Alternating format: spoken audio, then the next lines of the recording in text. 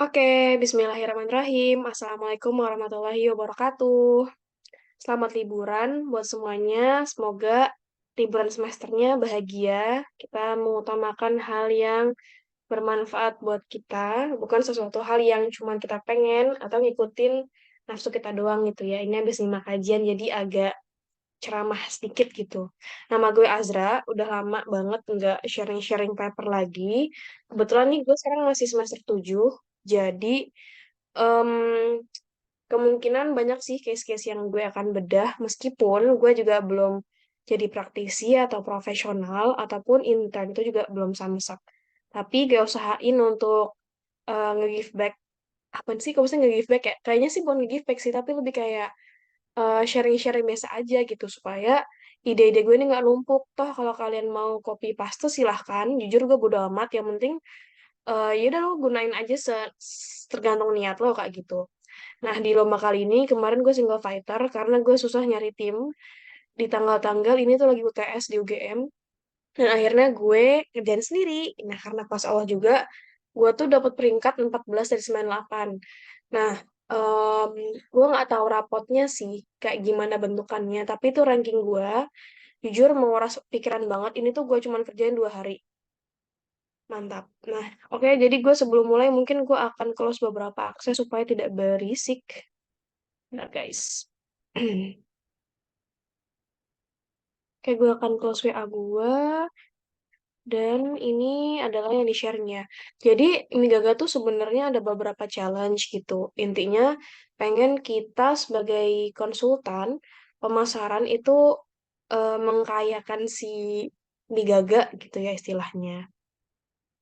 Dia tuh juga dulu ada sempat kisruh sih sama Indomie. Jadi, yang gue inget ya dulu tuh owner Indomie sama ownernya si Gaga ini tuh mitraan lah gitu. Cuman karena suatu hal, suatu case mereka berantem dan gak bisa barengan. Akhirnya si owner Migaga ini dia bangun brand sendiri. Gue nggak mau share banyak-banyak sih takut salah juga ya. Karena kadang redaksi media kan kurang kurang tepat gitu ya. Nah, ini case-nya sebenarnya gimana sih caranya Migaga itu masuk ke anak muda dengan positioning dan strategi marketing yang bisa dilakukan.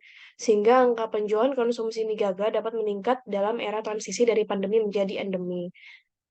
Nah, sebenarnya ini yang challenging adalah pas relate ke pandeminya sih, karena gue aja ngerjainnya kan tahun 2023 ya. Jadi gue udah lupa memori-memori pandemi gitu loh. Yang gue tahu sekarang memang kompetitornya tuh emang banyak banget dari Migaga, dan untuk menjadi top one sebenarnya dia bisa ngikutin salah satu strateginya si Le Mineral gitu ya. Ada manis-manisnya itu kan langsung ngalahin si Aqua kan. Cuman karena dia ini bertarung dengan sesama FMCG di mana yang ditarungkan adalah variasi produk. Jadi ya cukup menantang gitu ya. Apalagi kompetitor-kompetitornya juga variasinya banyak banget dan udah jadi top main brand lah di kalangan masyarakat gitu.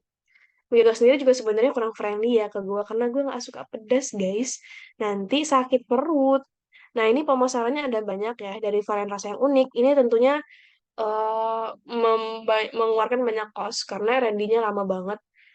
Kan lu harus testing kan ke masyarakat, ke konsumen gitu, ini cocok atau enggak. Kadang kalau nggak cocok atau enggak laku, tidak sesuai lidah kita, itu nanti akan ditarik ya. Terus juga aktif di platform digital media, aktif di platform media sosial dimanapun gitu ya.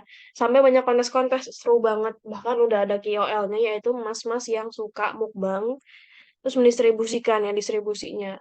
Oke, jadi kita akan bedah. Nanti mungkin kalau di akhir sesi gue akan cari tahu apa yang dinilai lah. Tapi sebenarnya sih lebih ke solusi dan implementasi kayak gitu. Nah, ini gue pakai ada solusi Gegana, Gerakan Gaga Nasional, untuk menyukseskan strategi pemasaran berkelanjutan mie Gaga 100. Ingat ya guys, ini mie Gaga 100, bukan mie Gaga yang keriting atau mie Gaga yang bentuknya kayak ketiau, nggak gitu. Ini yang khusus banget, yang pedes. Kayak gitu. Nanti bagi teman-teman yang mau papernya boleh banget minta ke IG gue atau enggak komen di bawah ini aja gitu buat belajar. Tapi maaf banget guys, tadi nggak pro, jadi gue hanya mengkonversi apa yang gue lihat di sekitar gue, apa yang gue rasakan, apa yang menurut gue nyaman untuk pemasaran, dan gue konversi ke mie ini. Gitu. Jadi research base-nya kurang sih. Tapi ya, ya gimana ya, gue kadang emang marketing tuh emang relate banget ke perasaan gitu loh guys. Boleh banget juga dipakai akronimnya Gegana, bukan gelisah galau merana, tapi kalian bisa ubah jadi yang lain kayak gitu. Ini mungkin penjelasannya gue akhirin aja kali ya buat analisisnya ya. Nah ini, jadi kalau buat strategi pemasarannya sendiri, gue pakai marketing mix 4P. Jadi yang gue kembangkan adalah 4 aspek. Itu pertama dari produk dulu, pricing, place, sama promotion. Nah, buat product innovation sendiri, gue nggak tahu apa yang juri lihat dari solusi ini, tapi kemarin tuh gue ngajuin kalau misalnya Gaga ini bisa collab sama produk lokal. Karena mie Gaga ini sebenarnya kan udah punya banyak topping ya, tapi kayaknya biar rame dan biar bisa dimakan secara kontinu, setiap hari atau enggak hampir setiap hari kan ini kurang sehat ya sebenarnya. Nah, itu harapannya Gaga tuh bisa collab sama produk UMKM lokal. Jadi biar lebih merakyat gitu loh. Karena kadang untuk mie yang tidak sebanyak kompetitornya ini, dia itu perlu effort untuk masuk ke masyarakat.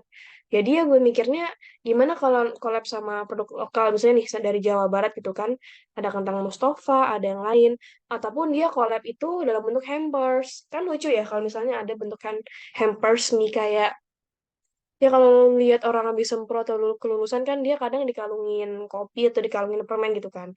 Kenapa nggak mie gagal kan bisa kayak gitu. Nah ini tujuannya untuk membangun kedekatan, memberikan kemudahan akses pasar, terus juga ini kolaborasi sih ya, biar lebih diversifikasi produk. Karena kadang kalau suatu produk itu dibentuk jadi hampers tuh value-nya akan lebih mahal, lebih spesial dan tentunya diferensiasi dong dengan pesaingnya kayak gitu. Lu juga notice nggak sih kalau misalnya Ramadan itu atau nggak pas lagi Christmas itu ada banyak hampers di supermarket. Nah, tujuan gue tuh pengen kayak gitu sih, kan lebih lucu ya. Terus juga ini ada price innovation.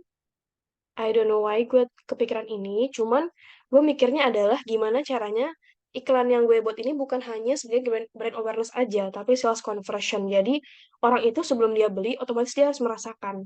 Nah, otomatis kan dia harus menyiapkan space untuk merugi. Misalnya, aduh gue makan gagal nih langsung mules, gue langsung buang. Nah itu kan ada price, ada resiko yang ditanggung ya. Jadi gue tuh pengen ngadain program sebenarnya free tester, bukan icip gagal lah. Gampangannya tuh free tester.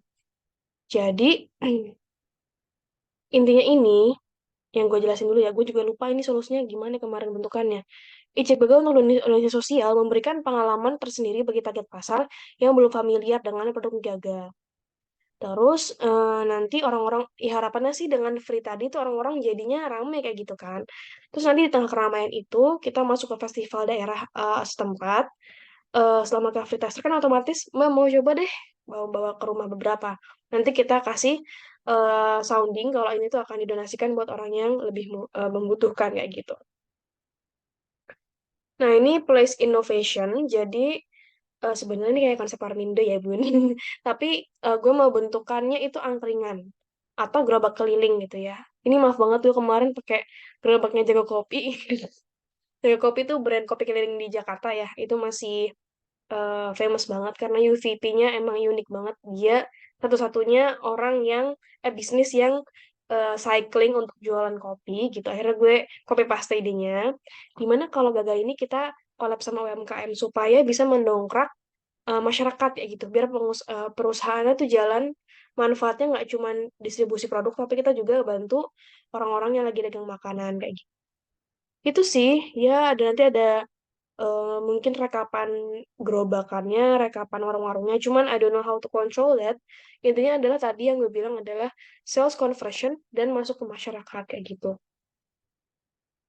gitu karena kalau gue lihat beberapa video kuliner ya guys sebenarnya ada loh kayak bapak-bapak gitu dia jual mie tapi mie-nya mie mawar maaf ya gue bilang mereknya tapi yang setingkat gue tuh mie mawar itu tuh cuma dijual 5.000 dan dia tuh masaknya entah di gelas plastiknya atau di kemasannya yang udah dirobek itu kayak gitu sih guys nah nanti ada edukasi-edukasinya ada desainnya sendiri tapi bentukannya beda dengan warmi titik-titik-titik ya. Bentuknya sih pengennya gerobak kayak gitu.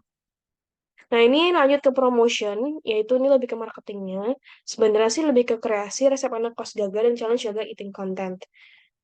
Pengennya sih kita collab sama KOL, atau nanti ini dibuat challenge, jadi anak kos itu silakan ya, apa ya, silakan berkreasi, biaga ini anaknya dicampur sama apa, di-sharing terus nanti dikasih hadiah bagi yang paling kreatif.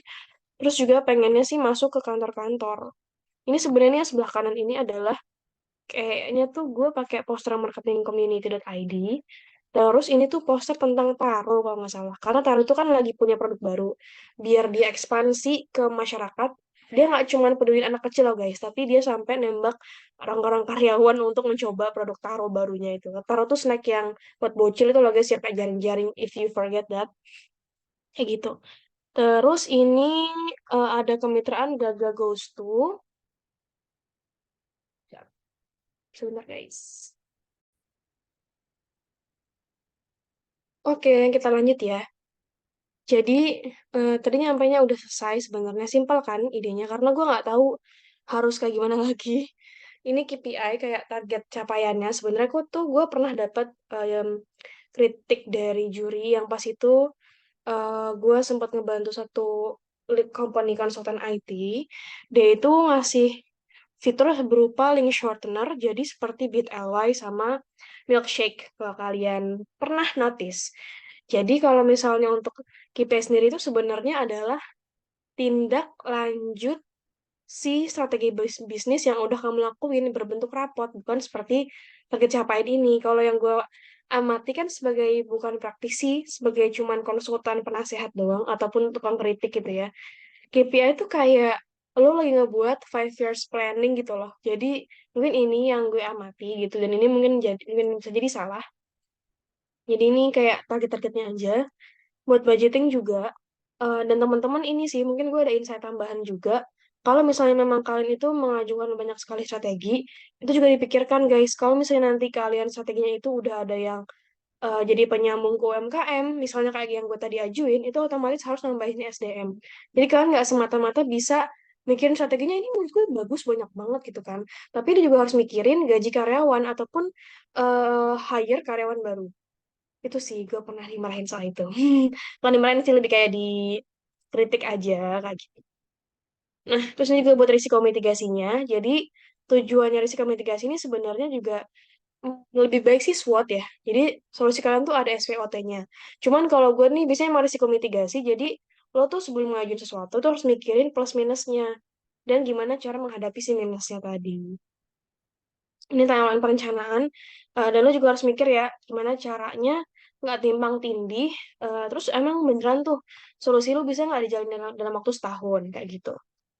Gitu sih guys. Jujur gue mengamati diri gue sebagai orang yang sangat-sangat benci sekali dengan membaca secara digital. Mungkin emang nggak sehat ya gitu. Bukan benci sih, kayak sorry gue tadi lebay doang. Kayak sejenis jurnal ataupun riset-riset ilmiah itu gue belum bisa. Karena mungkin gini ya, pikiran pendek gue tuh memikirkan bahwa bisnis itu sangat-sangat adaptif. Jadi kadang tuh lu nggak bisa refer ke jurnal-jurnal kayak gitu loh. Meskipun memang perlu. Apalagi ketika lu ngadepin case yang berkaitan dengan sustainability, dengan bisnis secara lingkup nasional. Maksud gue bisnis yang dia tuh ngaruh ke yang lain. Misalnya ngaruh ke politik, ngaruh ke lingkungan. Kayak misalnya bisnis-bisnis mebel, bisnis bensin, dan lain-lain. Itu tuh harus banget pakai jurnal. Dan gue berusaha untuk bisa suka dengan referensi-referensi tersebut. Bener-bener gak kayak satu kan guys yang males baca. Harusnya kan gue suka ya sama jurnal-jurnal kayak gitu. Gitu deh. Nah ini mungkin ada ulasan lengkapnya. Bagi teman-teman yang mau papernya, boleh banget karena gue nggak lolos ke top 10 atau ke top 5, jadinya nggak ada PPT-nya. Tapi semoga kepake buat teman-teman yang mungkin lagi dagang mie, lagi dagang teman-temannya mie gitu ya. Apa sebutannya? Kalau substitusi kan mengganti ya, ya substitusi mie kan banyak ya. Ada spaghetti, ada cireng, ada cirambai gitu-gitu ya, yang bisa dibentuk instan. Mungkin bisa pakai solusi yang ini. Nah, sekian dari gue. Semoga bermanfaat. Wassalamualaikum warahmatullahi wabarakatuh. Jangan lupa like boleh, share boleh, komen boleh, ataupun dijadikan referensi juga boleh ya. Semoga hidup gue ada sedikit faedahnya dengan sharing-sharing kayak gini. Gitu, bye semuanya.